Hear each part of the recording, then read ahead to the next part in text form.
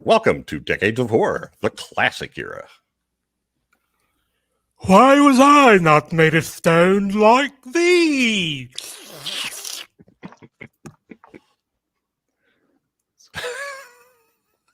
This is episode 172, recorded February 19th, 2024.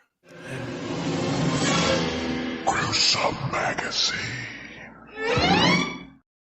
Yay!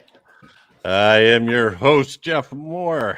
On this podcast, we cover the good, the bad, and maybe even the ugly horror films released since the beginning of time through 1969. In each episode, we'll discover and discuss the monsters, spirits, psychos, and villains that have haunted movie-going audiences since the dawn of film history. I like it when he does that. With me this week are my incredible co-hosts. Well, first up, we have a special guest. Starting off our month of guest hosts for the Decades of Horror is Michael Zatz, also known as Mikey Z. Hello. A frequent commenter and loyal listener. Mikey, it is awesome to have you here. Yeah. Thank you. No? What? Someone else has broke your record, so I wouldn't feel bad. Yes, I know. I am actually honored for Jose Luis. I think he has done a phenomenal job. So, Yes. yeah, it's great to have you here. And in fact, Mikey picked our film for this episode. And, you know, in case you didn't look and you just automatically click on it, we'll surprise you later. Also with us is Chad Hunt, co-host on Decades of Horror, the 1970s and 1980s, film producer and director with Wreak Havoc Productions, and a comic book artist and writer. Chad. Yeah. It's either here or there. And I think you need to add to your resume, Chad. You're here, you're there. Joseph, Little I'll leave that to Joseph Perry. He has, I think, the longest credit. Yeah, I had the That's longest true. resume. That's true. Yeah. We need, we should have invited Joseph to be guest host. Yeah. To think of that. Are we I So can anyway, leave now. That's fine. No. It was fun while it lasted. Are you going to let Mikey down easy now, right now? yeah, Doc Rotten could not be with us today because he is just busier than, I wish I had one of those Southern phrases logged up here, but I don't. He's busy. He's really busy. My heart's all broken over it that he's not. Busier than a cat chasing its tail. And we scheduled this at an odd time for what we usually do. So Doc was kind enough to say, "Hey, you guys go ahead. I got stuff to do. So go for it, Doc." Also, we have to remind everybody that Decades of Horror and Gruesome Magazine is partnering with Play Now Media. And in fact, Decades of Horror, the classic era, can be seen on Play Now Media's streaming channels, the classic sci-fi movie channel, the classic horror movie channel, and the wicked TV horror channel. Weird. Sorry, Michael. Other Michael from Play Now. Anyway, lots of good stuff there. And in fact, the 70s movie we did there, we did last night, it's like the only place we can find it. So anyway. You okay there? You having a stroke? Yeah. Good stuff. Jeff, excuse me to interrupt. I hate to do this, but you forgot to introduce somebody. Daphne. Okay. Daphne. Yes. Well, that is a damn shame. I was hoping that would slip by. I thought you were ready to Hi, like everybody. splash to the side there. Hi, I was so Daph. busy How are telling people who wasn't here. Yes, and that's Daphne, the most important person here. fine. Yeah. Actually, Daphne, who's awesome, stupendous, and likable as hell. How are you doing, Daphne? Oh, you're just kissing up at this point. Oh, I am. I will. I'm doing very well. All It's always questions great will to be see you guys. Will be directed to Daphne. I'm glad you're here, Daphne. Thanks, I Chad. appreciate Lord. the fact Thanks, that you're here, Mikey. Daphne. God, the newbie is already pointing out stuff I've missed. And and I appreciate it. I do. So Have to keep you on track, Jeff. yeah. So anyway, as chosen by our guest, our film today is The Hunchback of Notre Dame. And on this podcast, we start out by giving some basic details of the film, followed up by first impressions. We take a look at taglines and posters, and then kind of take off down the road. And there is a lot to talk about, and I already wasted too much time forgetting stuff. So, and oh, by the way, this movie's 101 years old, so no spoilers. Where's Will Scott when you need him, huh? Yeah, we're gonna do spoilers. 101 years old. Too bad we didn't do it last year. So, Wow. there's a shot of Grandpa and Grandma. Yep. I thought it was Groucho and Harpo the way he stooped over there. Little Timmy. The Hunchback of Notre Dame, released in 1923, directed by Wallace Worsley from the Victor Hugo's 1831 novel, and written by Pearlie Poore Sheehan and Edward T. Lowe Jr. The cast includes Lon Chaney, Patsy Ruth Miller, Norman Carey, Brandon Hurst, Ernest Torrance, Nigel de Brulvier, and Eulalie Jensen. Production company, it's a Universal picture. Filmed on the Universal Studios and backlots from December 16th, 1922 to June 5th, 1923. It was a long shoot. Released for the premiere September 2nd, 1923 in New York City, and nationwide September 6th, 1923. The budget was an estimated $1.25 million, although I did hear it kind of ballooned up to closer to $2 million. Theater rentals, $2.2 million for the U.S. and $3.5 million worldwide. And the synopsis. In 15th century Paris, the brother of the archdeacon plots with the Gypsy King to foment a peasant revolt. Meanwhile, a freakish hunchback falls in love with a gypsy dancer. Meanwhile, Freakish. Meanwhile, in another part of the castle, That's kind of an abbreviated, and that there is the I guess, is that like the archbishop or something of Notre Dame? is that Claudio or I forget how they pronounce his name. Yeah, Claudio, Don right? Claudio. Yeah. Don Claudio. yeah, that is the archdeacon. So they changed his character in the Archdeacon, that was- 1939 version, but we're not talking about that. Yeah, that some of the characters, they tried to follow the book pretty closely, but some of the character names have been switched or combined. So since this is Mikey's pick, we're going to let Mikey give his first impressions first. Chat, time to take a nap now, okay? These Actually, are just first I came upon impressions. this. I don't do impressions, but let me. No, I first came upon this back when I was a young one. I'm going to say it was probably the early and mid '60s. There was a show on TV called Fractured Flickers.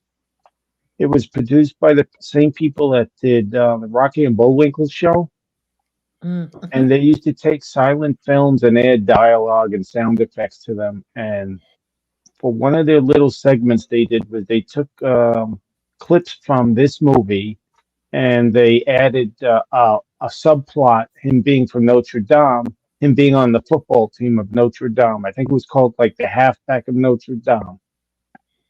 And I remember as a kid watching the images of this little bit that they were doing and fascinated by the makeup and the artistry for the brief couple of seconds that they showed. And then later on in the decade, probably 5 or 6 years later, the local PBS station used to show silent films, primarily Charlie Chaplin films, which I loved. And one night, I think it was, they were showing The Hunchback of Notre Dame. And I saw this film and I was, again, fascinated. by the makeup that Chaney had put together and his acrobatics, specifically when he's climbing around and swinging from the gargoyles and stuff like that. And that image, while I was fascinated, also frightened the hell out of me. I, as a probably 5 or 6 year old at that time, imagined him climbing up the side of our building, and we lived on a 13-story building at the time. And I imagined him climbing up the side of the building and climbing through the window and coming up to little Mikey. And I don't know why that image emptied my head, and that memory is still there. But it's not as scary now to me as it was back then. But that was my first impression of the Hunchback of Notre Dame. Yeah, that would You could wake freak up me now. out. That would freak me out. Okay, well, let's go with Chad next. That's funny because I had a similar dream watching this, and I hear when I was like really small, and I lived on my brother and I's bedroom was on the second floor, and I could hear there was a railing outside, and you'd hear footsteps and somebody like grunting to get up, and all these weird noises like belching and all kinds of weird noises, and then I hear somebody tapped on the window, and I opened it, and it was my Aunt Petunia. She was drunk and lost her keys and couldn't get back in the house. But anyway. But that's okay, though. Yeah, Your okay. Aunt Petunia. Yeah. Yeah. On the second floor. Yeah, and then she crawled through the window and threw up right next to my bed. So anyway, Hunchback of Notre Dame. Same story. Yeah. Same story, though. Okay. Aunt Petunia. The movie was pretty good. Kind of liked it, but no, I've never been a fan of the Hunchback, even though I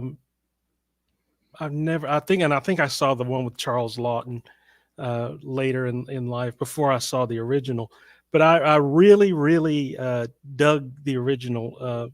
Once I was a little older and I started learning more about Lon Chaney, who he was, and some of the things he did, and I was amazed at the makeup on this film and the things he would how he would contort his body and the things he would do to hold his, especially like in Phantom, where things that would just hold his mouth open and stuff like that.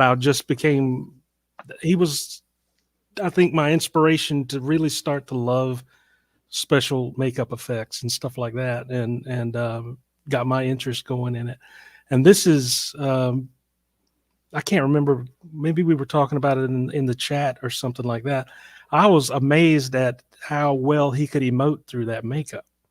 Right. And with it being a silent film, he was hilarious in some parts, especially when he was in the crowd and he's blowing them raspberries and that kind of thing. It was hilarious, the emotion he could get through that makeup and that outfit. And it was I think he deserves a place in the Universal. Maybe they don't consider him a monster, but I think he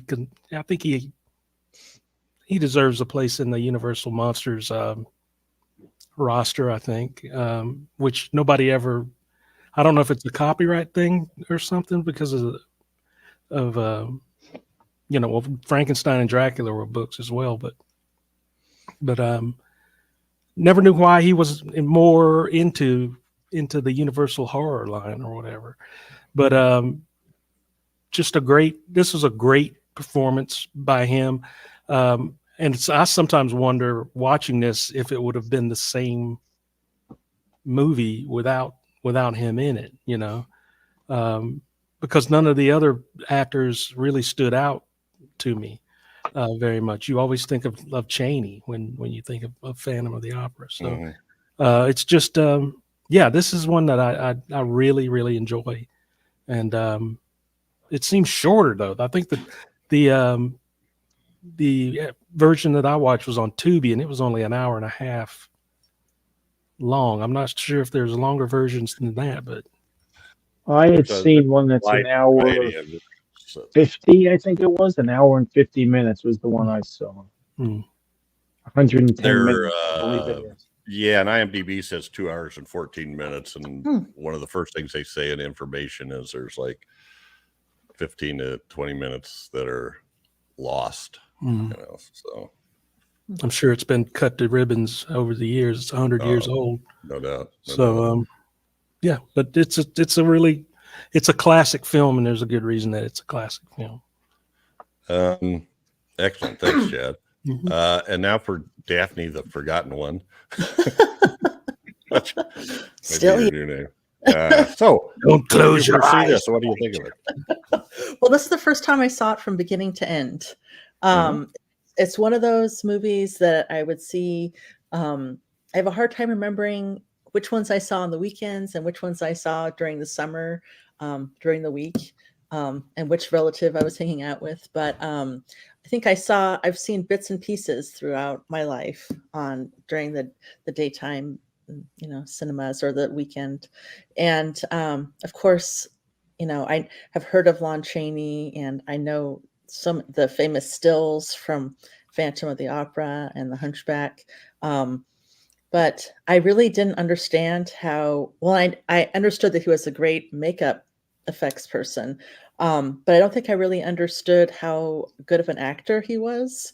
Because I had just kind of associated him with the monsters, or maybe kind of thinking more about Lon Chaney Jr., that they would have a similar kind of style or something. I don't know why I would think that, but so when I watched this from beginning to end, I was just really taken by Lon Chaney's character as the Hunchback. I mean, with all that makeup, you could still sympathize with him, empathize with him. You could feel when he was sad, when he was joyful, when he was ringing the bells. I mean, my God, that was like pure joy that he did. It's like a And little kid, enjoying a toy. yeah, He was yeah, he so just threw himself playful. at it, and it was so just a natural thing for him to do as the character. And I was just blown away with how through the makeup you could see these feelings and sympathize with him, just like in Phantom and some other movies that I followed up, kind of trying to do some research because I found it fascinating how good he was.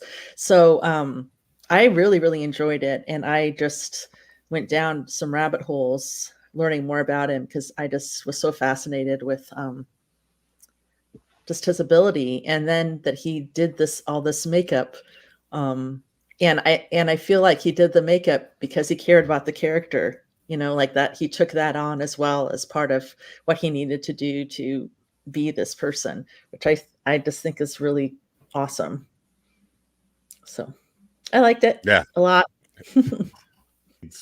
This is a truly great movie. I think, Universal called it a jewel something or another. Super Jewel, I think they called it, right? Posters that will show that, and wow, they went way out on a limb.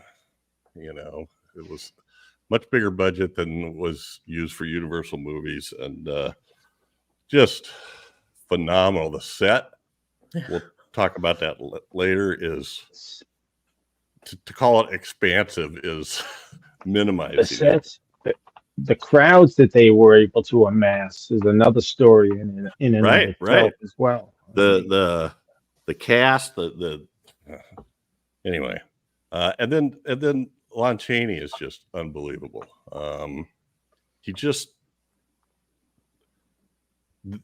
with Chad. The amount that he could emote with that makeup on is incredible. And this is, wow, I mean, we get mass murder, kind of. We also get, he throws stones and timbers down on people and Hot lead. and pours hot lead. Oil, is it, or Yeah. whatever? And and you're rooting for him. yeah, but you cry for him. That's Right. just a really sad thing. And I'm just gonna quit talking and move on. Well, We got lots to talk about here.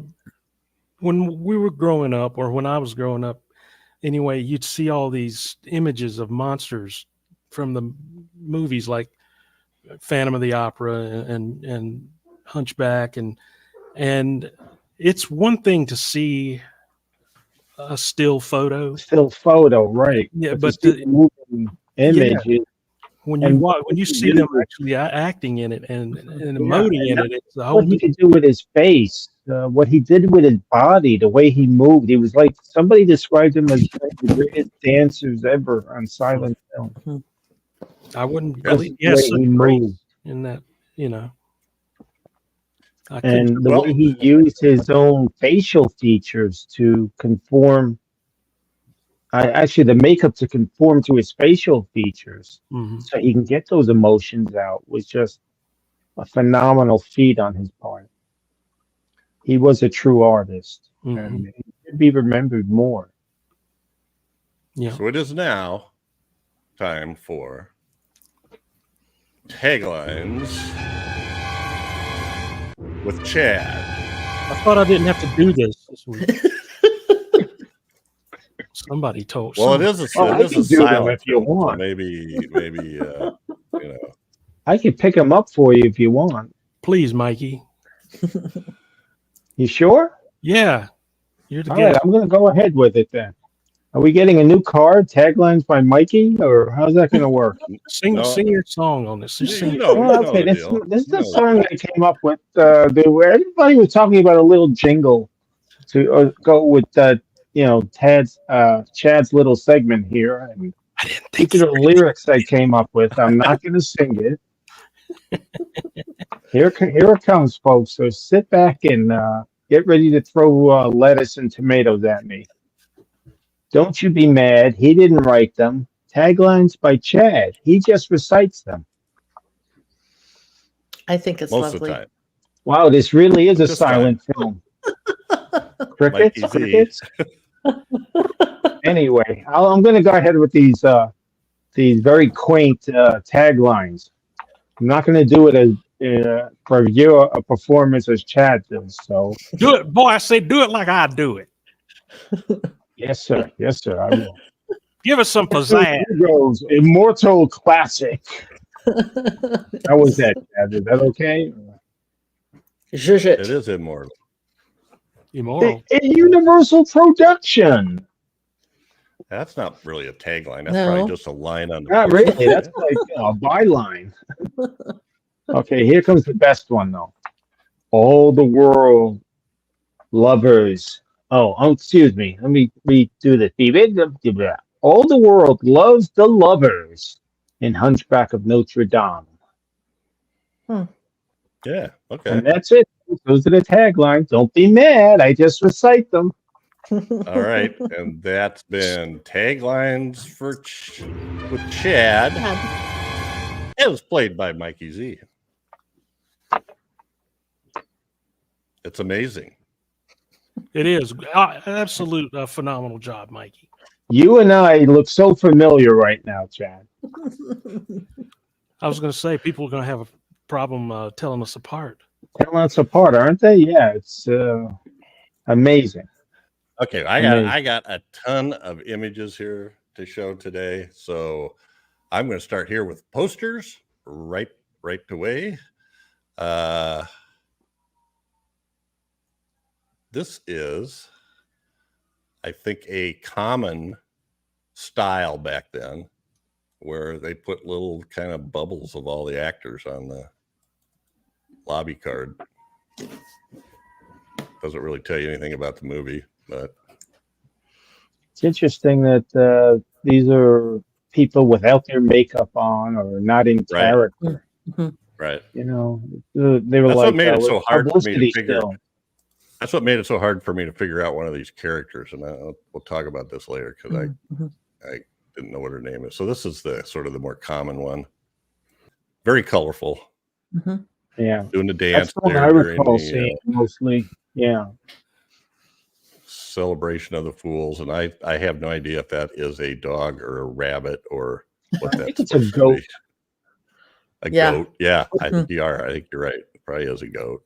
See, It's a goat. I think she dances with a goat in the beginning or something. had no Yeah, clue. when the military guy sees her the first time, Right. she's dancing.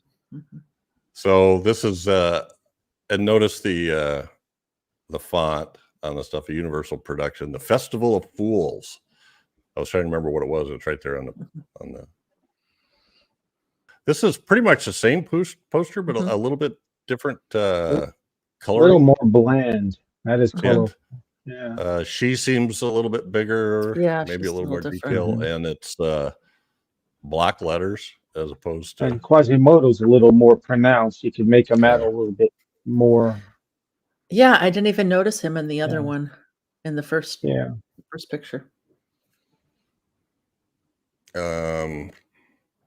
See. Yeah, you can see the crown. Now I see him. Can't really, yeah. It's also in a different posture in each poster as well. So here's a one of these long ones. I don't know if this is what's called a 3-sheet, but again with the characters, but this time in makeup. Yeah. To a certain extent. Well, it's interesting on this one that Ernest Torrance is right below Chaney's name. Yes, he absolutely is. Because he is the second most prominent character in the film, I think, at least. Well, he's certainly the I guess the bad guy. He's got the catalyst for everything that happens at the end. Well, maybe not this so. one. Maybe Jehan is.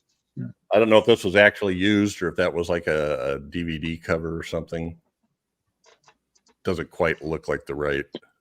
Looks like something from maybe a book version, a novelization or something. And then the German posters. And these all translate to the Hunchback of Notre Dame. So the Glickner is the Hunchback. I kind of like the bottom one because we got the bell and we've got Quasimodo there. The one above has flames and the crowd. I was just going to say, we were talking about Ernest Torrance, the actor who played Clopin, and in the beginning, you almost think that perhaps he's going to be the hero, or at least something, the people's hero or something. So it's, I thought it was interesting the path that each kind of character ended up taking in the total story. It definitely made me want to read the book because it's an amazing story. I'm sure there's a lot of important stuff going on in the background, but I liked that. I liked that he seemed like he might be the hero, and then you see, that there isn't really there isn't like a super good person, but he's not the hero. The Hunchback is really the hero, or at least it's a Hunchback story. You know what I mean? Yeah. And the book has a much darker ending, French, or no, Spanish. I'm sorry. God, why did I say French? Spanish. But I have no idea what is going on there in that second line. I tried to come up with all kinds of translations of that, and I just couldn't. The NS and those letters after it make no sense. So, but the first word in the title, or L, is Jopobado. I don't know, is Hunchback. And maybe it's Notre something. Yeah. Just trying to make out the Notre Dame of Paris. And a more playful Swedish version. Ringaren.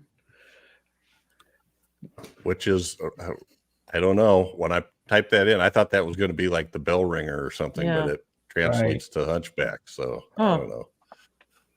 Interesting. And French. And the red hair. He actually, I believe he has red hair in the book. Cool. So I thought the scene was so intense. And because of Chaney's makeup. Well, I mean, it was like just how, I don't know if I want to use the word grotesque, but how his body is so big, and Mhm. Matted you really also with see all how the hair. strong, how strong he is, and also how but this is where you also, I feel like, get sympathy from him, not just because of what happens to him for punishment, but you just see him, naked and vulnerable there. And I just thought that was a really powerful scene. Just the story itself, but also the makeup Mhm. yeah. that Oh, he did. absolutely. Yeah. The thing I liked about that scene in particular was he goes through a whole gamut of emotions. He's like, Mhm, first he's bewildered, like what's mhm, going on, what's going on, and then mhm, when they proceed with the flogging of him, mhm, where he howls, even though it's a mhm. silent film, you could feel Yeah. the pain Yeah. because of his facial expressions and Mhm, his body movement. And then mhm. when he's struggling to try to get out of the chains, Yeah. he's like, why am I like a trapped animal? I He's know. like, so many emotions are going through him. And then when he sees Esmeralda, he's he's sort of like embarrassed almost Mhm, that she sees him in this mhm, state of being. And then when she comes with the water, he's almost like a mhm, little puppy, you mhm. know. He's supplicant to her, and he's so grateful that she's there. I mean, that scene is just an awesome scene on his part with the Yeah. acting. And I think another way that, I mean, there were so many ways that he subtly um, made you sympathize with him or empathize with him was like in this scene, or in several scenes throughout the movie, where he's just used to being treated this way. It's like he Mhm. doesn't Yeah. even, Yeah. he doesn't even really even, he gets upset, he fights back, but he also just kind of, he knows that he's just used to it. This is what his life is. And Yeah. just him being able to portray that, just for me, was super powerful, because I just felt so much for him, for that character, even though he's not a perfect character at all. Um, But but none of them are. That's the part exactly, that yeah. I take away. None of those people Mhm, are perfect, and mhm, as none yeah. of us in Mhm, reality are all perfect. We try to think mhm, we're perfect. Well, except for mhm. you, Chad, of course. But That's a given.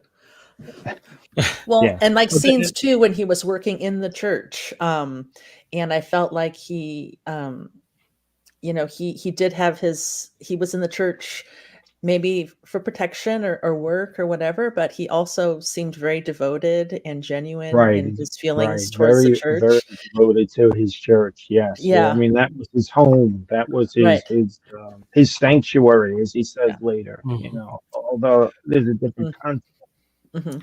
So As you hard see as the this, But it goodness in him. as Mhm, hard as these scenes were to watch, mhm. they're sort of necessary Yeah, because uh-huh. of right, later when Absolutely. he's throwing stones and dumping, right. Yeah. You could holding, feel his you still have you need to feel Mhm, that sympathy toward him and mhm. understand why Yes. he's Yeah. that way. right. Yeah. And Mhm, so that was just, to me, that was just a great mhm, piece of filmmaking to be able to foreshadow mhm, all that, to build that sympathy for him. So when the Right. time comes with all the action going down at the end, mhm. that's why you're rooting for him, because Yeah. Absolutely. Mhm, that was Well, great. yeah. I mhm, mean, there are so many times in this film that he's, falsely accused, or he's put in a situation that he really shouldn't have been in, and because he was trusting of other people. Hmm. There's mhm. what, two or three instances where, he's brought to justice per se because he was in the wrong place at the wrong time, led by somebody else for their own agenda. They utilized him, they manipulated him into doing these things. And you feel like, maybe if he didn't look and act the way he did, he, he might have had a different outcome. Hmm. Good stuff. Good discussion. Just a couple more of these. This is the close to the actual program book that was Oh, given out. Wow, that's Big events like this, apparently they gave these out. So the What's only with thing that was different sword, in the, though, I don't. on the top, it said something like Carl Laemmle presents or something, above Lon Chaney. Otherwise, that's very, very close. And then this is I don't know exactly what this was, if this was a page in there but a universal super jewel. That was the term they used. They decided to make this a super jewel and really kicked into money. Greatest screen attraction of the age, which was probably true, right? Yeah. And then this was I think this is, I don't know exactly what this was. It's not really a full page ad, but it's like in something. Looks like it's from maybe a fan magazine or something like that. Possibly. Well, movie pictorial, and then it says the Astor Theater, New York City, starting September 2nd. So that's for the premiere. It's probably close to something like a fan magazine, like a Fangoria would be to horror fans now. Right, exactly. And they call it Or again a down at the popular bottom, a movie universal magazine super or jewel. something. Yeah, very cool. So yeah, they kicked in the buck. So I don't know. You don't always get that on all this stuff, and I thought it was interesting that was available. All righty. It's interesting though, if you stick on that, if you look at the picture of Clopin toward the bottom, he sort of looks like he has a hunchback, doesn't he? Oh, yeah. Well, so without knowing who the characters were. Yeah. So I don't know. Do you guys? I haven't looked much into the director, although what I did seem to see was that Chaney did a lot of the directing over things that he had a preference for. It Anybody seems like he have did anything on to say about, Phantom as well. I think he had a sense of what would be right for certain characters in the films, and he took over the reins, so to speak, at certain times. And didn't Chaney do a few movies with him? Yeah, Lon I think he Chaney? did 3 or 4 movies with Worsley. Yeah, I thought I had read that. I read something that he did like 3 or 4 well, The Penalty was with him. Mm-hmm. I know that. Otherwise, the Blind Bargain, I believe, was Lon Chaney. Yeah. I believe, actually, I think The Penalty was the one where he hurt his back. Chaney. Because he was supposed to be a paraplegic, and he had tied his legs up Oh, to themselves. Okay, that was the one where he walked around. Okay. So. They went numb and all kinds of other things. And so anyway. It's interesting that you say that because a lot of people equated this film with a lot of his back injuries, and the hump that he wore wasn't that heavy. It was only, 20 pounds or something like that. Right. People always, the legend is that, this is the film that really brought about a lot of his medical issues, and it didn't. Right. Well, yeah. They said there was there's a bunch of myths about the movie, and one of them was that hump was like 70 pounds. Right. Anyway. So yeah, I think maybe he was just used to him. I thought I read that that Chaney asked for him. Right, like there was supposed to be another director, and then it didn't. Well, happen I think there were 3 or 4 directors, and one of them was Erich von Stroheim, if I'm not mistaken, was one of the names mentioned. But I didn't think Universal would use him after they had their little issue with him a year or 2 beforehand. So I got a story about that in a minute. Well, let's talk about that. So. Carl Laemmle is the producer of note, but Irving Thalberg was what was he, like 23 or something at this time? He was very young, yeah. Got promoted up to head of something. that was I think it was way West beyond. Coast Studio Management or something like that. Yeah, there. That sounds right. That sounds right. Something like that. Yeah. He kind of started off by firing von Stroheim, who was like legendary at the time because Stroheim just kind of paid no attention to the budget. And people were like, "What?" And he's also the one that convinced Laemmle to make this one the Super Jewel and kick all the money in on it. So people don't talk that much about Irving Thalberg, but he had a lot to do with this movie ending up being what it is. Also, Lon Chaney, if they were going to make it that big of a movie, they didn't think Lon Chaney had the star power at that point. Right. This is kind of the movie that did that. So anyway. So producers, directors. So let's look at some of these other characters. We mentioned them.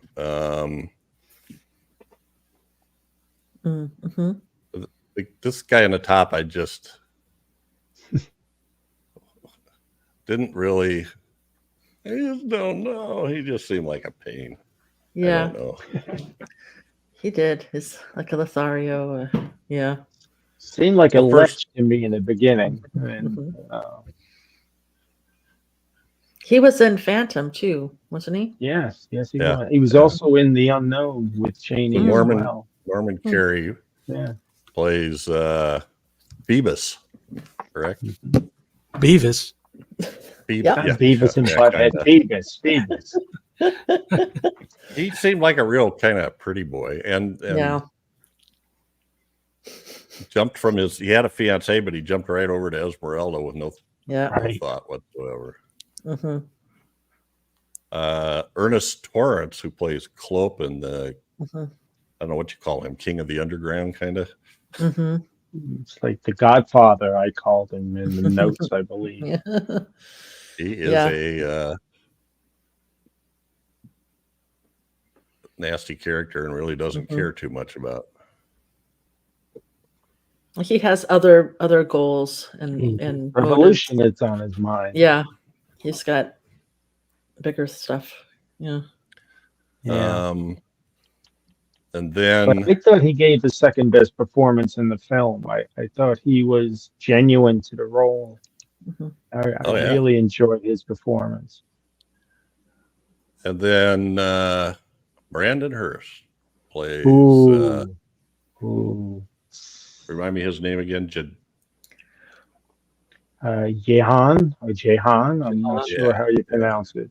But, yeah, he was nasty man. He was was he the No, Archdeacon's Brandon brother? Hearst, yeah. hmm he was yeah. the brother. Yeah. Of, Yeah. And the so nice there's gentleman the below. Yeah. hmm He used his influence. Horrible guy. Despicable Nigel man. D. Brullier. Or Brullier. Brullier. Or Christopher, And not Christopher Lee. we get to a couple of the Right. females. The woman with Oh, go on. Phoebus yeah. there is Winifred Bryson. I'm sorry, Chad, did I ignore something No, go ahead. like I always do? I'm thinking about what's Okay, coming I wasn't next. paying attention either, Jeff. I was. Well, that makes me feel better, Mikey. Winifred Bryson. 2 out of 4 hosts ignored Chad. Let's go for the trifecta. How do you feel right now, Daphne? Too bad I'm not getting paid for this kid. They don't even know I'm here. Winifred Bryson, I think, plays the one that he turns over. And I think her name Yes. is Fleur de Lis. Fleur Is de that- Lis, yeah. Yeah. Yeah, right. So then I yeah. got that right. Now that's the right Mhm. person. Yeah. And in the underneath, here's the one I'm not real sure of. She's That's billed Carol as Kane. Marie. Yeah. She's billed as Marie Eulalie Jensen. And I could find all the pictures in the movie, that are labeled with the actors and everything. Mhm. She is not labeled Hmm. at all. And in her bio on IMDb, there's no picture. And I searched and I did find her listed with a picture with this picture, but we know how Huh. that goes sometimes. So Huh. I thought she was great. Yes. When she was trapped in she that was cell. very good. Wow. Very good. Yeah. And when she And- realized and, that was her daughter. Yeah. Oh, Yeah. That was a heartbreaking. great scene. The gypsies stole her daughter, and so Mhm. whenever she saw Esmeralda, oh, there's a gypsy, I hate you. You know? Yeah. Hmm. Right. First you want to kill me, then you want to kiss me. One of the best lines. Isn't that life, though, huh? And I know Generally, any other order, though. Yeah. the word gypsy is not really acceptable anymore. Romani now, right? Yeah. So anyway, and then finally, our leading lady, Ah, yes. She was Patsy good. I Ruth liked her. Miller. Yeah, she was Uh, good. Yeah. I love that little dance thing she did in the Festival of the Mhm. Fools, which is depicted on Yeah. the poster. Yeah, I thought she was very good in the role. She was only like 19 years old at the time, and I think Chaney might have actually selected her personally. But I thought she was a lot better in the role than Mary Philbin was in Phantom. Yeah. She seemed more natural in the role, Hmm. you know? Yeah, she was like innocent, but also Right, very I don't. tough at the same time, Yeah. you know, like She like wasn't she's seen the lively. world, she knows, very worldly, but innocent at the same time, as you said. Well, she's in her biography, I think she said that Chaney spent a lot of time coaching her or making her feel comfortable. And, you know, if she was overplaying something, of coaching her to underplay it would be better and that kind of thing. So she was very thankful. That's actually one of my favorite scenes in the movie is when she's in the cell. She's in total darkness, and then the door opens and this flood of light comes through, and you're thinking, well, maybe somebody's going to come to rescue her, and that's not the case. I'm not giving away a spoiler, but I mean, it is 100 years old, but the way that was photographed, I really enjoyed that scene. Yeah, we're spoiling anyway. The evil guy comes in monk robes. Yeah. And it's not the monk, it's not the archdeacon. Right. No, I thought she was really good. And you know what? I kind of like. It's too bad they couldn't find a way to do that in movies. But on these silent films, like in the night shot, it's got a blue tint as opposed to Right. Yeah. the day shots is more. Okay. Well, now when we talk about it, we know who we're talking about. So she is Esmeralda, and finally, kind of the star of the show. And this kind of stuff just floors me. I got so many pictures of him. Look how sad. Yeah. I mean, look at the expression on that face. I mean, they crown him King of the Fools, and the crowd is gathered around him, taunting him and making fun of him and laughing. I hated every single person in all of the crowd scenes. Yeah. Pretty much. It's just I had so no cruel. sympathy for getting hot lead dumped Hot on lead. me. No sympathy. I had no problem with that. I'd have been helping him do it. I was there.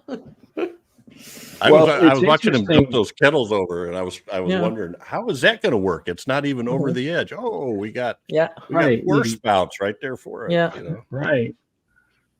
Anyone need a shower? I think that was a real thing that they had, that and the channels that would strategically placed that would dump the hot molten lava on the people. Yeah. I also thought he did a great job when he threw the big board down and then they used it as a battering ram. Because he was like, oh, at first he was like, yeah. And then he was like, oh no. Then he's mistake. like, oh, what did I do? What did I do? I'll fix that with this stone I'm going to throw down. Yeah, that was an oops, wasn't it? He's like, but it was just so well played. It was like, he was great. So I've got some more of these, and maybe we can talk about the makeup here at some point. Wow. Look at that. I love that first shot where he's just kind Yep. of looking out. Yeah, he he's just thought it He's was, taking in the world, and he's like, Mhm. Mm-hmm. Yep. Then he starts with the taunting of the people below, and Yeah. yeah, he's just up there that watching the is just crowd, and Yeah. He's just checking things that out. is just fantastic. I mean, And when he was and I dancing didn't. around, I just thought, oh my God, that Lon Chaney can move like that. Mhm. Yeah, he's so athletic. He really Mhm. is. Yes. that was a big that's- part yeah. of his acting was body language, and that Mhm. probably comes from. His So upbringing. I know we yeah. talked about this with Phantom, but he was raised. Both his parents were deaf, Mhm. Right. and so he would, as a child or as he was growing up, and his mother was sick, and he had to take care of her. He would act out stories to her about how his day was, Mm. and do all this stuff so she could tell what he'd been up to or how his, that kind of thing. So, made him very expressive, I think, in both body language and. Well, even the not just the makeup on the face and hair and everything, but the whole body.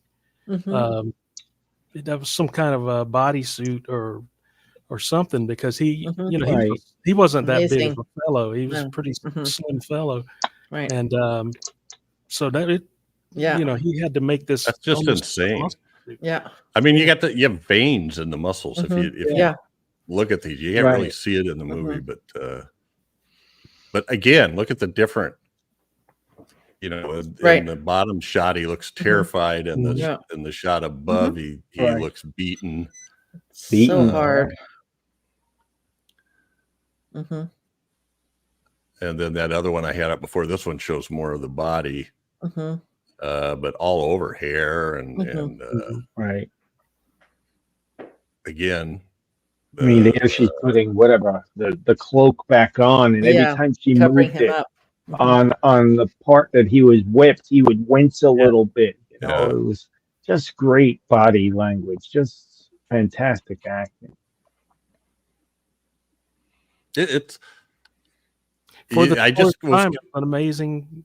That's Mhm. an amazing. Just that suit. Mhm. And Yeah, I is mean, an it's amazing amazing. Yeah, Yeah. he said it took about 3 hours a day to Mhm. get made up. And I was reading this. It was I think it's in the booklet that goes with the Blu-ray, but I read it someplace else. He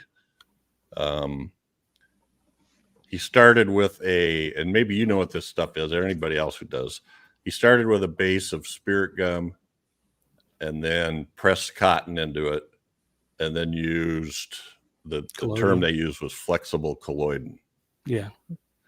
And then would continue those layers of cotton and colloidin until he got what he wanted. That's how Jack Pierce did the Frankenstein right. makeup. I think he used cheesecloth to build that forehead up and everything too. So that was probably pretty common makeup equipment back in the day. And then it said he used nose putty for his nose, obviously, I guess. And I didn't realize that, at first I was trying to figure out what's up with his eye. But I guess the story is that's actually just a big wart on his eye. I thought it was his eye falling out, but he used his nose putty for that thing too. I thought it was just a malformation of the eye. Yeah. That's what I thought too. And then the hump was made out of plaster and was like what Mikey said, 15 to 20 pounds. And he made a leather harness that had like a belt around his waist, and then straps that attached to the front of the belt and went up over his shoulders to hold the hump. And then that kept him hunched down. Anyway, It's amazing. I mean, Just all yeah, really. designed. I mean, truly, there aren't enough words to express what he did in this role specifically. I mean, he's got other fantastic makeups, but yeah, well, and his I think that was like that in Phantom too. His dentist made the teeth. If you ever saw the movie Man with Of with a Thousand Faces. Faces with James Cagney, Not didn't even come close. it didn't, but it sort of gave some of his, like he carried around a little bag. Kit is all he had, and he had whatever Like he a needed. little tackle box almost. Yeah, It looked yeah. like, you know, of his makeup effects. And, Yeah. That was just great. He accomplished all that with just that little pack. Now you got a crew of 200 people that 40, come in, 50 people. make Yeah. latex appliances and all that. Yeah. So I actually have more of these because it just goes on and on what he's doing in this movie. Look at those. That was my one scene. There was the one scene I thought that, or maybe two scenes, but I thought he overdid it a little bit in the acting. One was where he's looking down at Esmeralda as she's about to be executed, and he does this exaggerated like that. I thought that was just a little too much for me. But I thought other than that, his performance was fantastic. Well, and up in these scenes where he's up between the pillars and he's frantic, and he's thrashing to and fro with frustration of, you know, what can I do? How can I do this? How and being mad or whatever, disgusted, etc. Yeah, I mean, and then look, he's shocked in the first one, then he's gleeful in the second one. I'm trying to remember what the second one was. Was that when Jehan enters the room? I'm trying to remember what it was. The bottom picture of this too. Yeah. Trying to remember that moment. Well, and they don't, you know, Jehan stabs Phoebus. Right. And then Jehan stabs Quasimodo when he's throwing him over the railing. Mm-hmm. Man likes his knife, I guess. But poor Quasimodo. Stabbing people in the back, yeah. Mm-hmm. Yeah. So these are just a couple, you know, that top picture shows the set of that, whatever that wheel is, you know, and how you have sort of an arch and there's a person down underneath who's moving that, you know, they yell at, he's supposed to move that, turn that Almost around. like a grindstone. Yeah. It was a crazy set. And this set was 19 acres. Yeah. Wow. Yeah. 19 acres just for that set. I wanted to get almost $1 million on the set, I think. Or maybe I'm wrong. That sounds right. I mean, I tried to figure that out. If this was a square plot of land, it would be close to 1,000 feet by 1,000 feet. Would be 19 acres. Well, I'm sorry if you guys said this when I was gone, but they were filming other parts of the movie while they were still building parts of the set, the Notre Dame set. Yeah.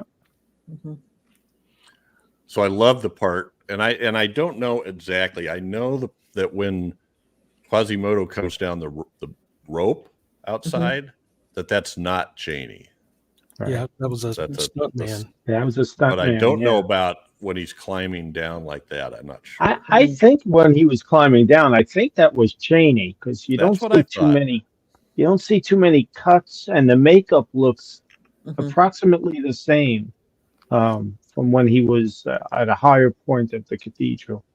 Because that part doesn't look like that part could be just part of a wall or a set, right? Not the actual height where they. No, of course not. Yeah.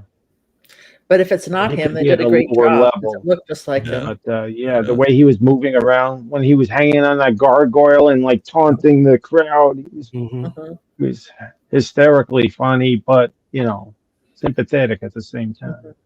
That piece Stuart is talking about, Jeff, that up above him there, that's such a fascinating, cruel piece of architecture there. You know what I mean? I know. And it's in the center of town. I mean, it's just it's We're fascinating. gonna whip him, and they showed the Mhm. the whip or the cat of nine tails or Mhm. whatever, but it had like chunks of metal on the end of Mhm. the. Right. Yeah, That's and there's just this Well, guy about down that, there that in an rotates it. earlier scene in the Court of Fools, there's a shot where Clopin is fiddling with the. It looks like the cat of nine tails. Now, I don't know if it's the Those are same whip that's those are used. called scourges. Oh, okay. Okay. They would take strips of leather and they would Okay. tie bones, pieces of bones, metal, Hmm. Yeah. and nuts, and that's what I've heard they were called, a scourge. Wow. Well, I really appreciated that they showed that that they took the time to take a shot of it in the guy's hand. Then you really saw Yeah. what was happening to Quasimodo. Yeah. Yeah. And these are a couple shots where the closest thing that I have, the top one is he's doing his gymnastics while he's pulling the bell rope. So amazing. And the top one is when he's on the actually manhandling On the the bell. bell, yeah. Yeah. Or the bottom shot. Mhm. I don't know. And I thought I had. And he was deaf, so it didn't bother him to. I was thinking about that too. Right. Yeah. Well, To they be right didn't there. mention it in this Mhm. film, but it was the bells that made him deaf. Oh, huh. Yeah. Yeah. I think They were they just- talk about it in the later versions, but in this one they don't mention it at all. The bell just seems to be part of who he is. Yeah. It You is. know, at this point. It's very Yeah. much Absolutely. a part of who he is. Mhm. Yeah. So just a couple things to show. I mean, when the movie opens with this shot on the top, I'm like thinking, well, they must have done some establishing shots at the real church. No. Yeah, it's amazing. Holy crap. I thought they had done like maybe a matte shot or something, but no, that's the structure they built. It was amazing. That Did could they be use a matte, miniature for and then- some? Or That looks like a matte to me, matte Mhm, paint. mhm. I think maybe with the town, the structures behind it, the small steeples and whatever. Mhm. I'm wondering if that was matted in. I don't know. Well, It's I amazing. got a couple more here. So the bottom one is where there's a crowd outside the doors. Not a huge crowd, but these are hard to see. They're not particularly good resolution, but look at how many people there are. Mhm. When they have that Hundreds there, maybe scene when they're attacking the doors and he's throwing stuff at them and everything, and you get a back shot of that. It's just Yeah. it looks so real. I mean, Yeah. it looks like they're just bashing each other, and they got a bunch of pikes going around. And then when the horses come running through, just like Oh, right sure. right down the middle, just taking people out. Yeah, that was a really intense scene. Epic, really epic. Yeah. Yeah.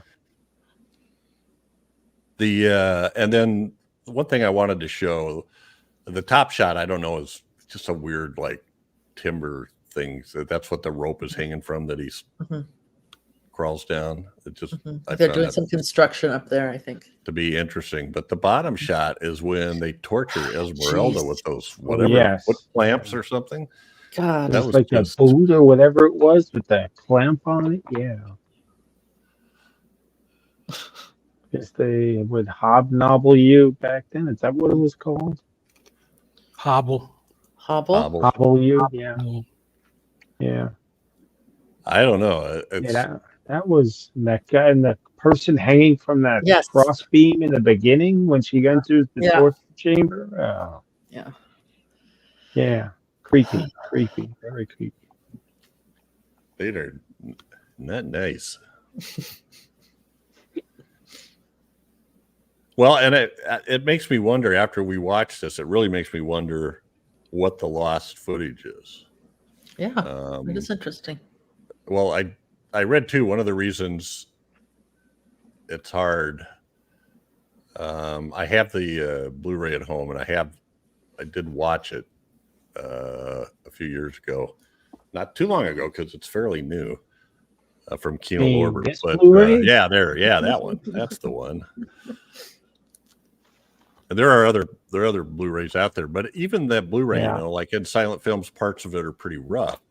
And they said that Universal was like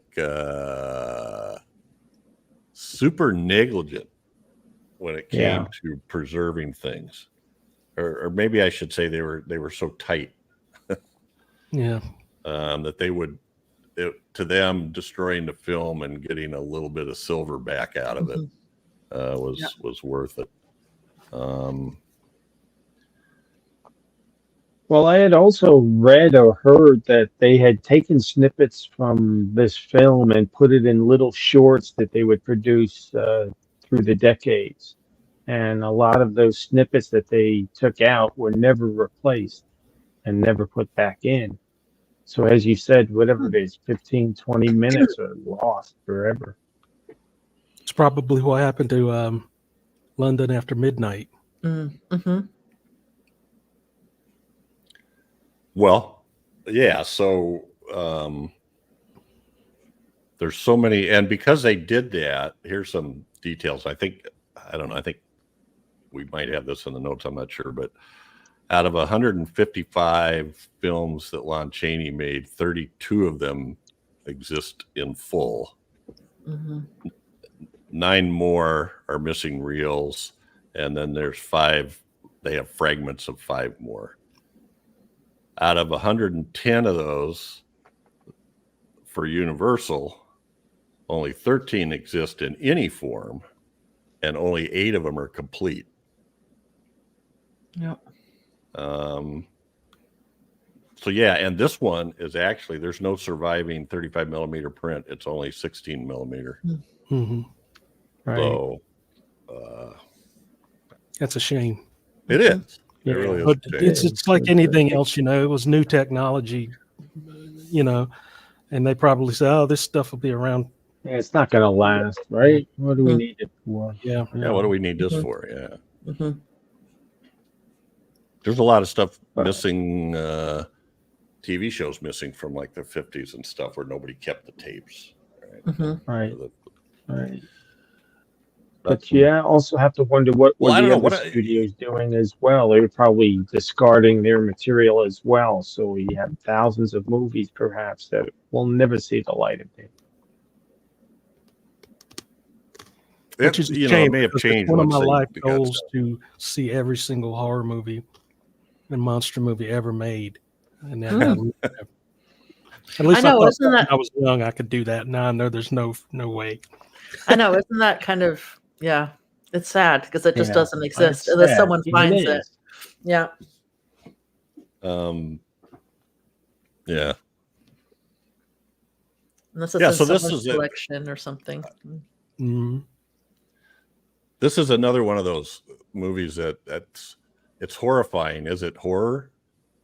No. Hmm.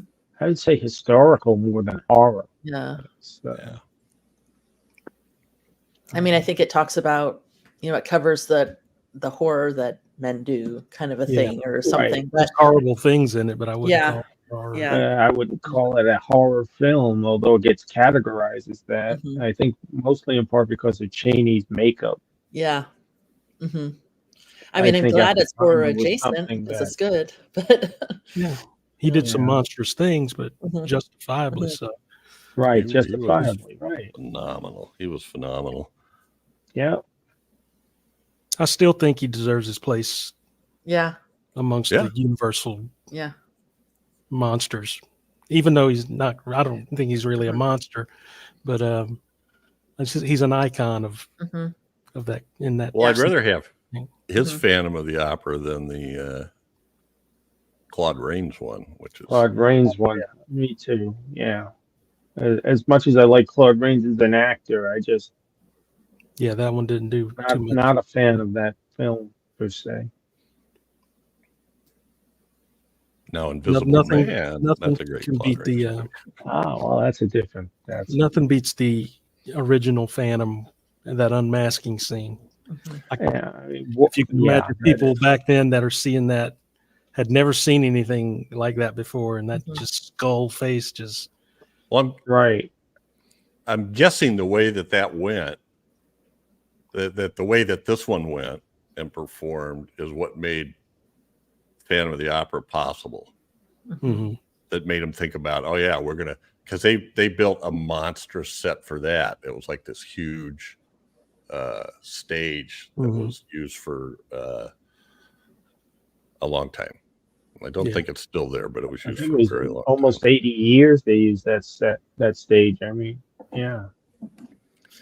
You know, when we were talking about the different things that Chaney did, that he would rig up, where he would have his eyes opened. You know, I don't know if that was that from the London. Yeah, that was London After Midnight. He did that. Yeah, that one and his mouth. But it made it just, of course, when I was watching, when I see stills of that, or when you watch about his different costumes, I think about, you know, how creepy that is. Just thinking, I mean, you see his eyes are wide in so you get an idea of the character, and then it's amazing that he did that. But then it just makes me think about all these other things that I've seen since then that it reminds me of, you know, like Dario Argento, some of Dario Argento's stuff, or Clockwork Orange, you know.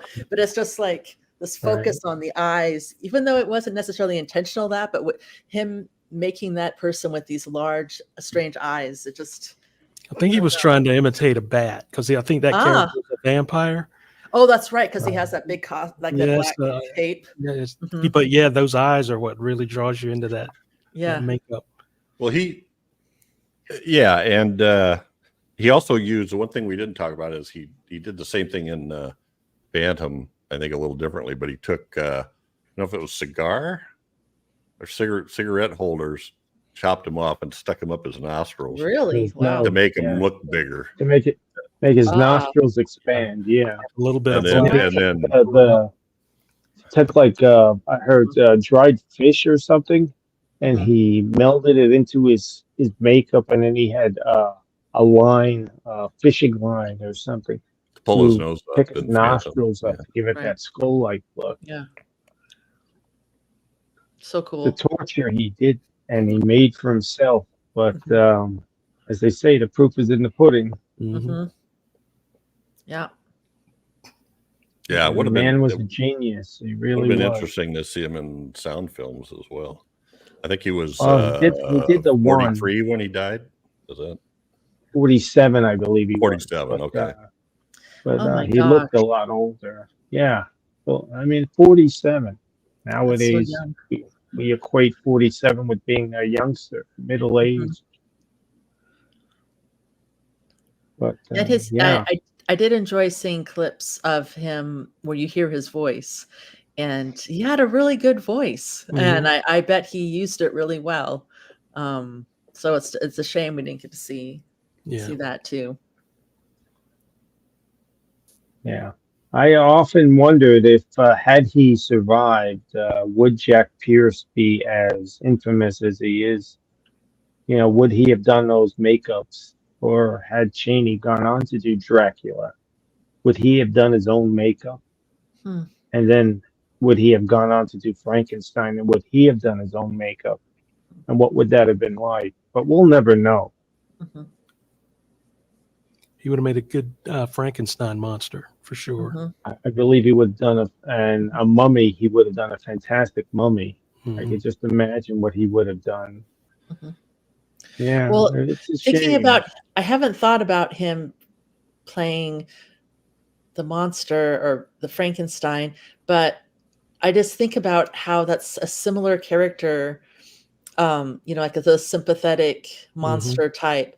And I wonder, I mean, don't get me wrong, I love what we got for sure, but it would be interesting to see him playing that role and what it would have been like, especially if he had some say in how the character was portrayed. I mean, I love what we have, absolutely, but it's just it's interesting to think what he would have done with it. I said this in the pre-show, and I think that for me, Chaney was the first actor I would recall seeing in silent films that cried on film. Mm, yeah. In many of his roles. I mean, there were so many roles that he did where he always played the guy that didn't get the girl Mhm. for whatever the reason was, and his range of emotions that he would put himself through was just a phenomenal feat of acting. And he doesn't get enough credit, nearly enough credit as he should. Mhm. People thought, oh, he's overacting, he's doing this, he's doing that, but they're only looking at little snippets of the film. Mhm. They're not looking at the entire context of which that scene is being, represented. That's something And that I they love have to about that's something I love about doing this podcast is that, it's like with this one, I only had a little bit of an idea of who he was, mostly from what I've heard, but to go back and watch little snippets of other things he had done and just seeing really how phenomenal of an actor he was. Yeah. It was awesome. I loved it. It was just it was so much fun to learn about him and see him perform. Yeah, it was great. Yeah. I mentioned Man of a Thousand Faces before. Mhm. I've watched that a couple of times over the years, and it's not. I didn't think James Cagney looked anything like Mm. like Mhm. him at all. And that from what I hear, the story is very overly dramatized. Hmm. A lot of it not really true to what his life story was and everything. Mhm. But it's still an interesting film that, and I'm glad they did something like that, sort of in honor of him, I guess. I don't know if they did it out of the kindness of their heart, or they thought, hey, we can cash in on his name even after he's dead, kind of a thing. But it's an interesting film in that aspect. You feel like like I watched it and I said, some of this stuff doesn't sound right from what I've read here and there. So it was fun to go and compare and learn more about him by reading other things about him and learning how his life really went. So that was. Well, I found this. Oh, go ahead. Oh, I was going to say another great role of his was The Unholy Three. Oh yeah, I saw parts of that too. Yeah, and that is a fantastic role. Yeah, actually, the silent version I prefer more than the talking version. From what I've seen of it. Yeah, great. Although, Role. as Daphne said, he had a really good speaking voice. Mm-hmm. If you watch The Unholy Three, I think it was 1930 when that came out, 29. Yeah, somewhere around there. Yeah, very phenomenal speaking voice in that. What was the one he did where he was in the Marines? I saw bits of that one too. Tell It to the Marines, I think is the name of it. I believe that's a very good role also. Another role where he doesn't get the girl. And he goes through a whole range of emotions in that as well. But my favorite film of his that he really expresses his emotions more so than Hunchback is The Unknown. It's a very good film. I think also Todd Browning directed that one. But that one has a scene where he's in love with this circus performer, and he finds out that she's actually going to be married to somebody else. He thinks that she's coming to tell him that she loves him, but she's telling him, in fact, that she's going to marry somebody else. And the range of emotions from him, it breaks your heart when you watch it. Mm. And I did as watch said, that scene. That was amazing. Yeah, he doesn't get nearly enough credit. And he's not a very nice person in that film, by the way. He's a despicable human being in that film. But you feel for him so much in that scene. I found a quote from Ray Bradbury about Lon Chaney, and he starts it off by saying that he saw he saw the movie, he saw the film when he was 3 years old, Hunchback of Notre Dame, and that he cried. He just couldn't believe it for Quasimodo. Mm-hmm. And his quote about Chaney is, he was someone who acted out our psyches. He somehow got into the shadows inside our bodies.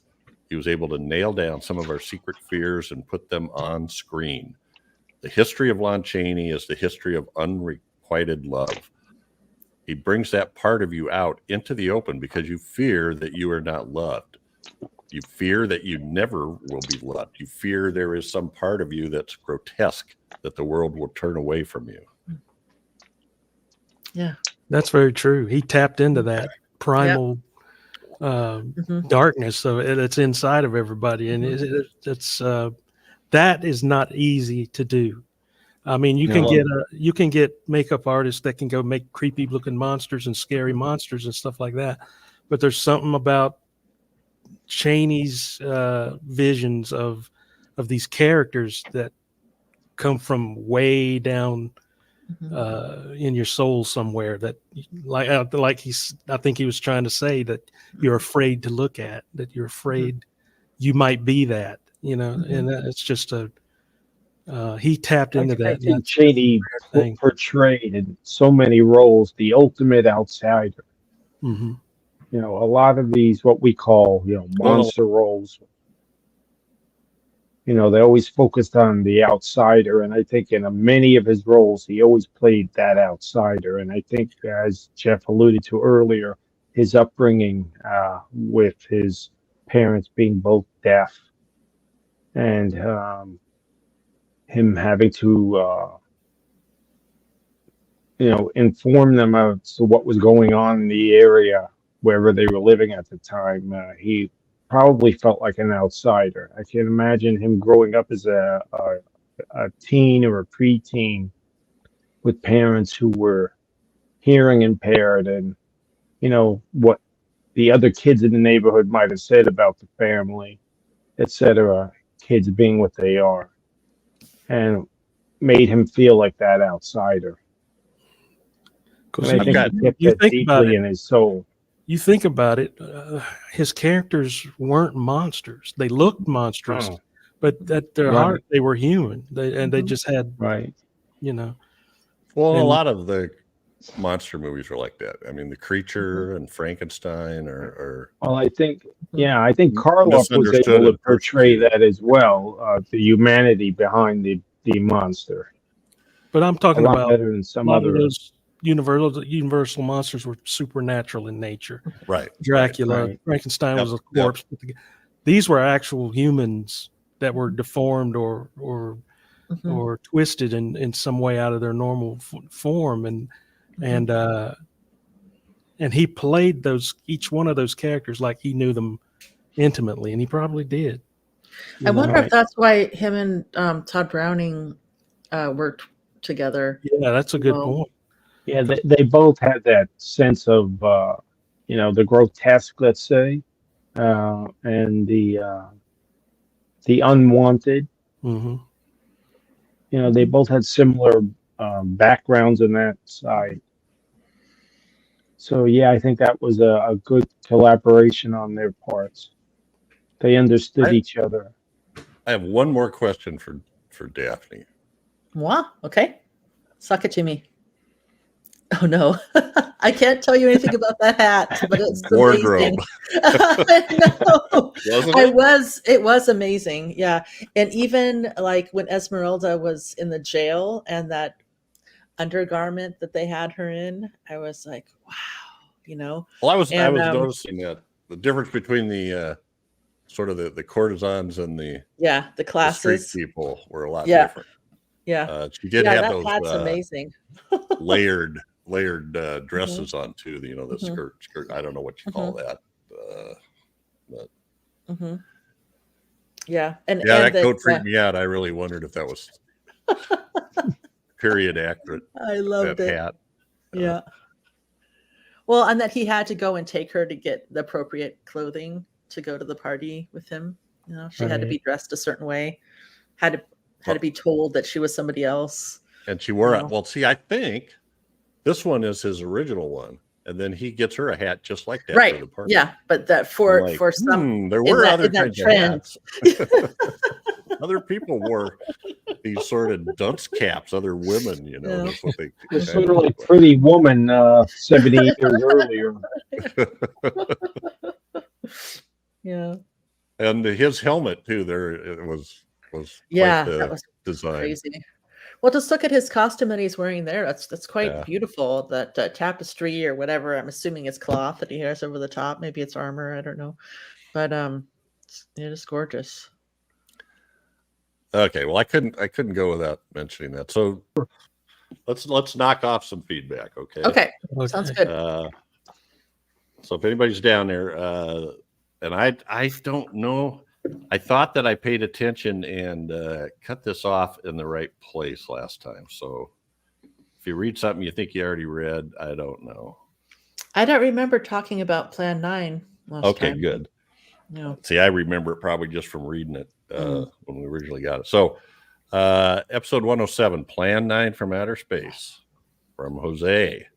Jose. Where do we start? You want to start? Who's Daphne? that? Just kidding.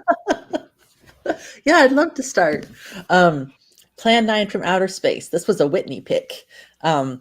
It's hard to find accurate information about this one, as with so many fringe films. Multiple distributors, weird, shady financing, etc. I just watched this recently in an Ed Wood marathon. How much fun is this? A lot. It's all terrible, and that's why. I was lucky enough to see this for the first time in college around 1990 in a 35mm revival with a huge audience. That sounds awesome. And what a blast it was. All you of Earth are idiots. I have the old Image DVD and the out-of-print Legend Blu-ray, and actually prefer the DVD as it has the 1959 DCA release card, and the Blu-ray has a fair amount of digital compression issues. By the way, The Beast of Yucca Flats is #1 on my worst films ever list. It's astoundingly awful. I keep a DVD copy on hand. I keep a DVD copy on hand just to remind me how bad films can be and how much better other bad films are. In defense of the boom mic being visible so often, the film was shot open matte, but meant to be seen in the 185:1 aspect ratio. All video releases show the open matte version, which will show such things as boom mics, etc., which would normally have been concealed by the matte. Thanks, Jose. I have a Beast of Yucca Flats story. I found out that a friend of mine, she's older than me, her father plays the guy that works in the store behind the counter. And he was so excited to be in that movie. Oh, wow. Yeah. That's neat. Yeah. All right. Thanks, Jose. And Jose, sometimes I've noticed gets into stuff I have no idea. For instance, I'm pretty sure I can't tell the difference between what he said, compression issues and stuff like that. Like I wouldn't know. Just take his word for it. But I appreciate it. I do appreciate it. Okay, episode 108, Black Sabbath. So good. Which way we going? Mikey, how about you want to take that one from Jose? Okay. Everyone, I think, who's seen this film can never forget the face of the old woman. Becomes etched into one's memory, the stuff of a night of nightmares and things in the dark in the closet when you were a child. Mm-hmm. Heck yeah. Through that. It is. That is the closing memory. Although for me, but I mean that's a like a jump scare kind of thing. But Boris Karloff is evil Karloff AF is in that the movie. Bordelot, is it? He is just Bordelot. Yeah. Yeah, that woman's face should have been on the actual Black Sabbath album. Yes. Back in the day. That would have been awesome. Episode 109, Dracula, the Hammer Dracula from Jose. You know, it's hard for us to remember what the heck we said because this stuff we're at about 2.5 years ago on these. So, Chad, you want to take that one? Sure. Jose says, I vividly remember seeing this for the first time on, I believe, AMC around 1990. I had not seen another Dracula film like it. The blood splattering on the coffin lid, Lee striding directly up to the camera and introducing himself, welcoming Harker. But I sat back in the chair because it seemed like he was addressing me. The fantastic confrontation with Cushing, or his stunt double, running the length of the table and tearing the curtains down. If Edward Van Sloan had tried that, he'd be the one crumbling to dust. The Warner Archive Blu-ray looks okay, but it's too dark and there are scenes that crush out. It would be great to see an IB print of one of this one. Cheers. What did Alistair say? Parkour Cushing in that? Yes. Oh yeah. Yeah. I think that is Cushing. I don't think that's a stunt double. I'd like to think it's Cushing. Let's say it's Cushing. Back in 58, Parkour. Well, look, he was still climbing on the monster's back in 74, 75 with Frankenstein and the Monster from Hell. So that very well could have been Cushing. Yeah. The Cush. Let's just say it was. Yeah, the Cush. Yeah. Okay, episode 111, 13 Ghosts from Jose, and I think we're back to Daphne. All right. This was a while ago, and I like this movie. I have the Mill Creek Blu-ray of this one. I kept the Illusion O viewer that came with the old DVD, as the Blu-ray only came with anaglyph glasses, and who wants those? Ugh. Mill Creek is always a crapshoot label. Most of their transfers look pretty bad, but this one is nice. I first saw it on VHS in the late 80s, and it was all black and white without the Illusion O color sequences. A bit pointless, as it just seemed weird and kind of dumb. This is one of Rob White's least snarky scripts, with no bitter and bickering estranged spouses. I like all of the Castle films. This isn't one of his best, but it's fun, and I watch it at Halloween each year. It's always a blast watching Castle on screen, as he looked like he was having a ball. Yes. He was probably thinking And on about a all that personal money. note, if I might add, that is the first episode that I listened to you guys, was 13 Ghosts. Oh, really? Oh, wow. That was the first Then you came episode back. Oh, that I- good. that yes, I'm a glutton for punishment. Yeah. You know, Daphne, I was talking to Daphne about this a little bit, but Criterion Channel has, for the month of February, has like one of their specials is Gothic Noir. And there's a list of maybe a dozen films on there. One of them is directed by William Castle. And it's pretty decent. I was surprised, you know. They also have or nothing. They also have a whole series on cats, and one of my favorite cat. Yeah, I the wasn't cat watching from outer space. Yeah, I know you weren't, but I just want you to know the cat from outer space and that darn cat and Coroneko, which is good. But they were all on Criterion. Oh, yeah. That's fun. That's what I've been doing now when I'm done watching what I'm supposed to watch, and I'm grabbing a Gothic Noir and just seeing one. There's some cool ones. All right, episode 112. Yes, 2000 Maniacs. Oh, yeah, it's back to me, right? IPZ 2000 Maniacs. 2000 Maniacs. Not one of my favorite films, but Jose says I have the H.G. Lewis serial box set of films, and as a horror fan, have to dig into them, and now and then, mostly then. No matter how cheap, sleazy, and tacky they are, I always come away amazed that he managed to get them made and turn a profit. Me too, Jose, me too. The commentaries with him and Mike V, that's Mike V, not Mike Z, by the way, are absolutely fascinating, and he never shies away from explaining his sometimes sketchy methods of promotion and funding. Barrel roll, anyone? Yeah, that was. I don't know if I think I may have admitted this before, but after we did that was Sammy Castle's pick. I bought that Herschel Gordon Lewis box set. I haven't watched a single movie yet. Excuse me a But I second, will. Jeff. I have to unfriend Sammy now. I will. Sorry, Sammy. I love you. You know that. Well, I this liked worked out that pretty movie. good. Well, it wasn't as bad as I thought. You know, I like the colors mostly. yeah, it was colorful. It was colorful. It had good color. It had good color. Yeah. It had good Say something color. positive about And it. the wardrobe You gotta was say good something from the Wardrobe was 60s very now. nice. H.G. Lewis, yeah. I think there was a cat too. I don't remember. Probably. Probably Episode riding in the barrel. 114, Night of the Hunter. That was Chad's pick. I remember it well. That's a nice one. Yeah. It's my turn. Yep. Jose says he should have his own He should have his own channel, music. Jose. Open. It's time for reviews by Jose. Pretty soon we'll Yeah, run gotta out come up of. with a jingle He'll for finish Jose watching now, all huh? the old episodes, and we won't have anything to read anymore. Wow, what a film this is. I first saw it in the mid 80s on VHS.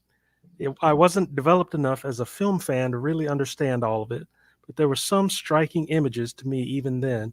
Shelley Winters in the car underwater, absolutely. Mm-hmm. Her hair billowing in the Yeah, that current. is a great That was shot. a haunting Beautiful shot right Mhm. there. Yeah, yeah. Mitchum standing over her on their wedding night like some twisted monster from a silent film. Ugh. It has a weird, unreal, nightmarish quality that is hard to pin down.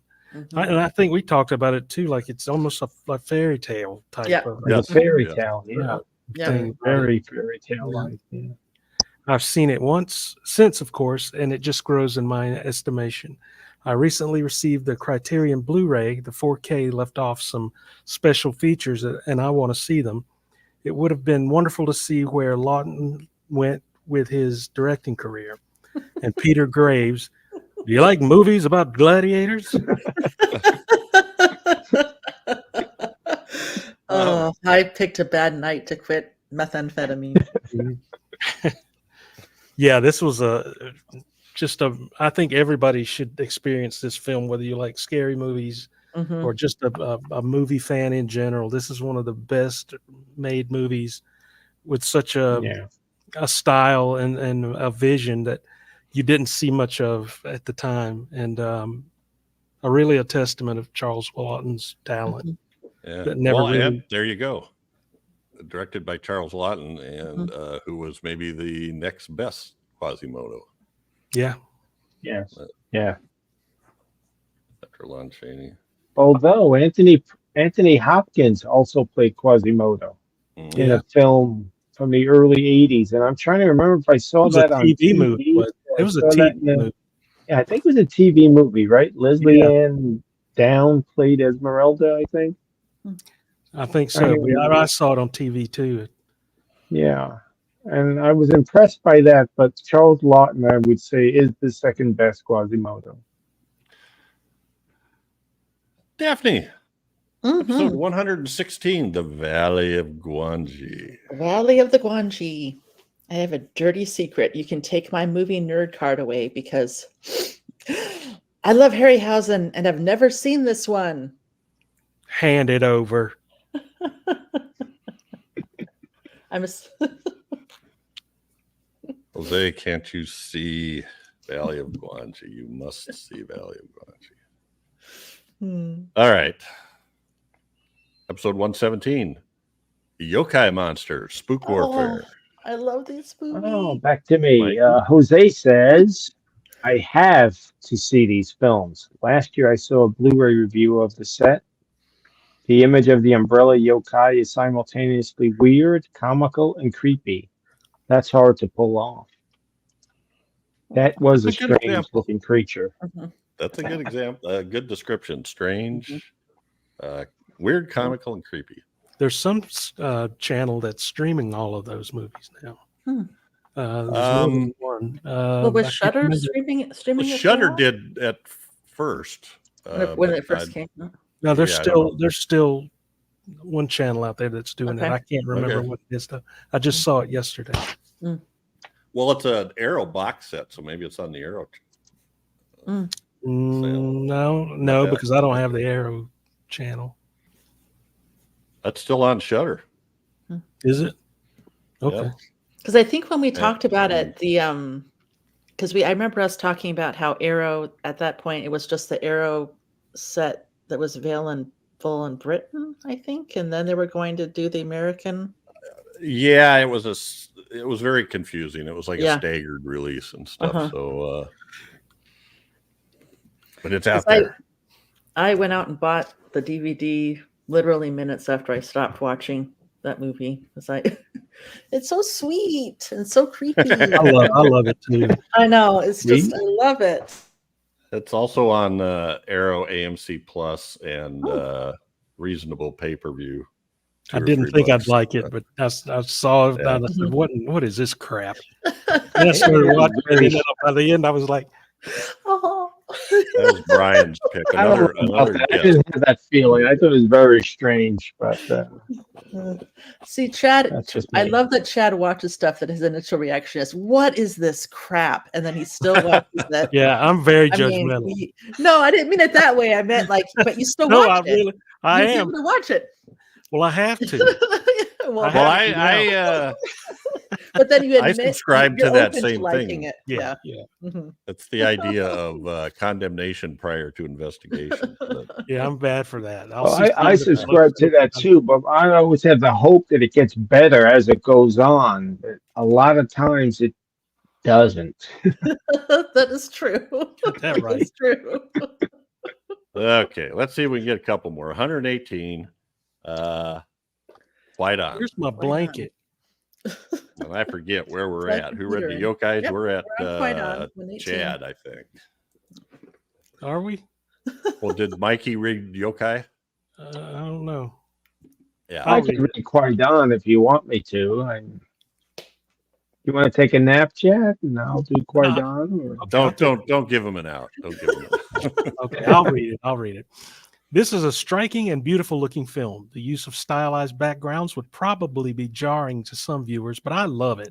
The staring eyes in the Snow Woman segment are weird, beautiful, and eerie, as is the brilliant orange and red sky in the same segment.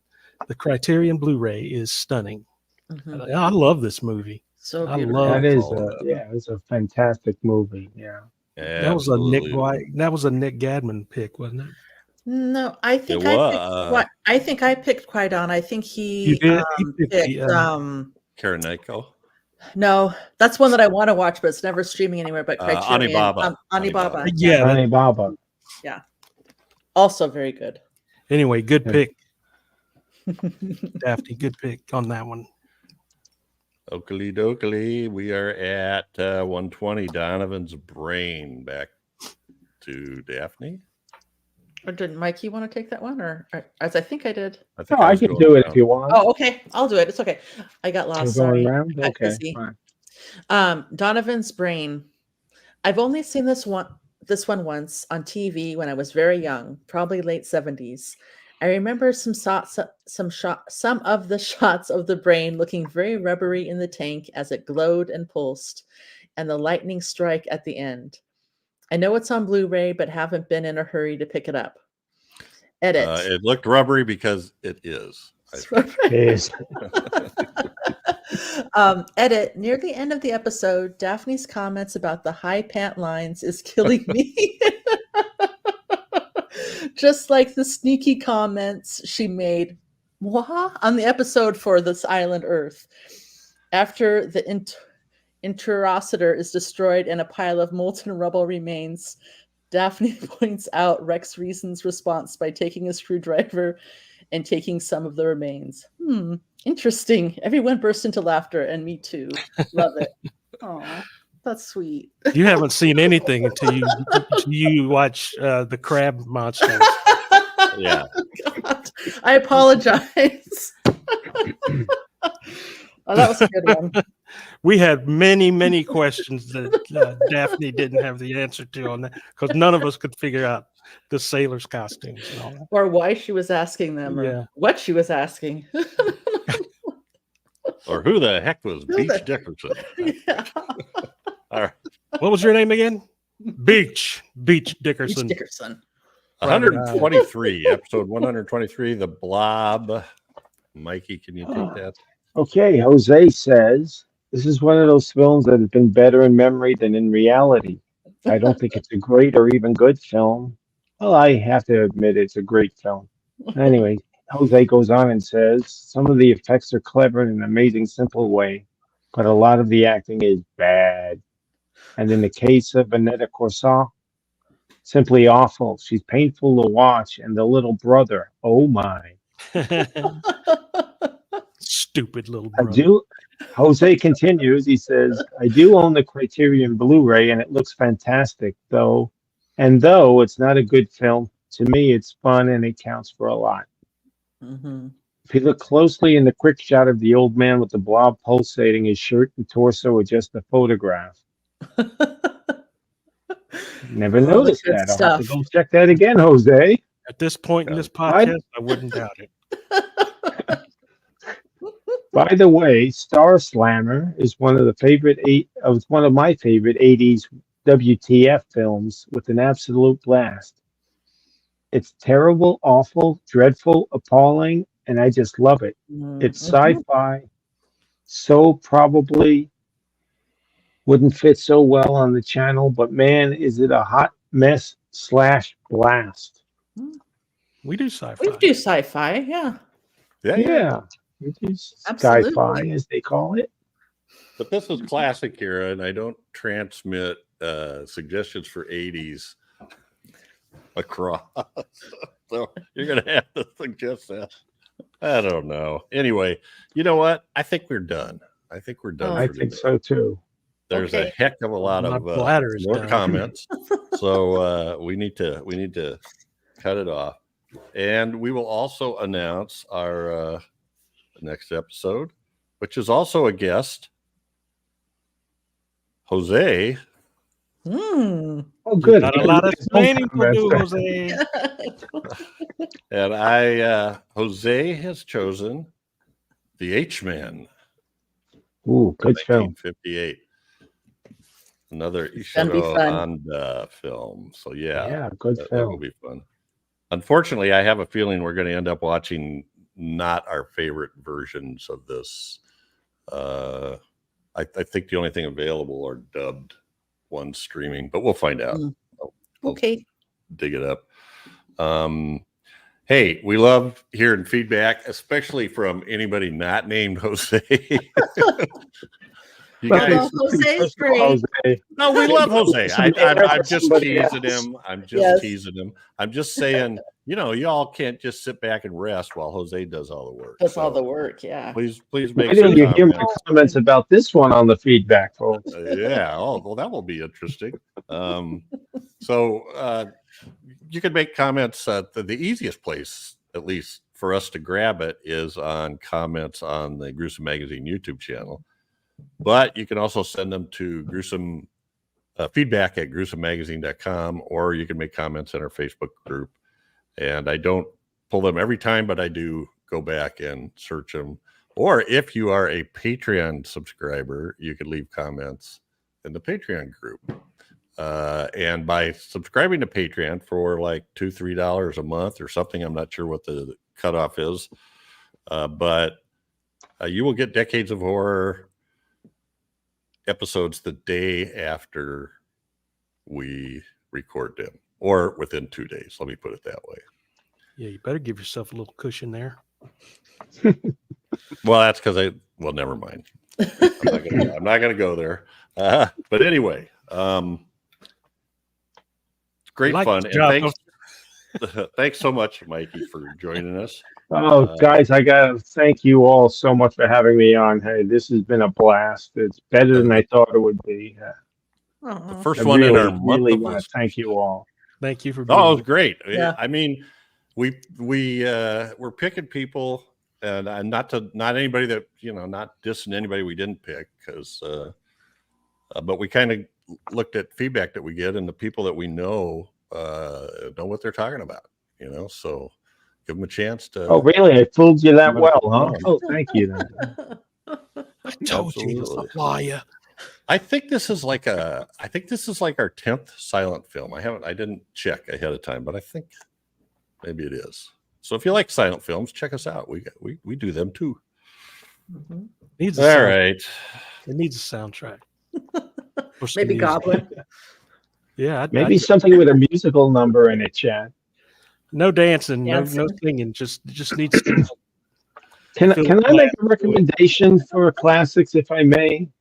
And it's one Chad probably won't like. Just It leave has a a lot of comment. musical numbers in it. Go ahead. Mike. I'd like to recommend 1967, I believe it is, Mad Monster Party, Ah, Oh yeah, which is a very good homage to classic horror films. I But love that. Chad, I it does have a that, lot man. of musical numbers. It does in have it, but So it's for you, it's it'll be a meant to. 5-minute film. It's meant to. I don't need. I Yeah. don't need a song and dance number in the middle of my werewolf versus Dracula movie, or anything like that. This is meant to have musical stuff in it. It's a cartoon. Is Dracula in this one? Yeah, Dracula. and Kiss isn't in it, so it'll probably be okay. We're still doing Kiss. Well, that'll be a 70s, but we're They do doing Kiss of the Phantom, whatever that is. Oh, absolutely. I know they will at some point. So that's it. Catch us again here in 2 weeks for another great horror movie of the classic era, as only decades of horror can do it.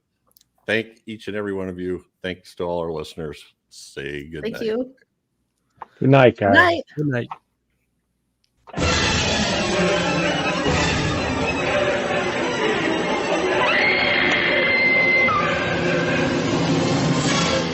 Gruesome Magazine.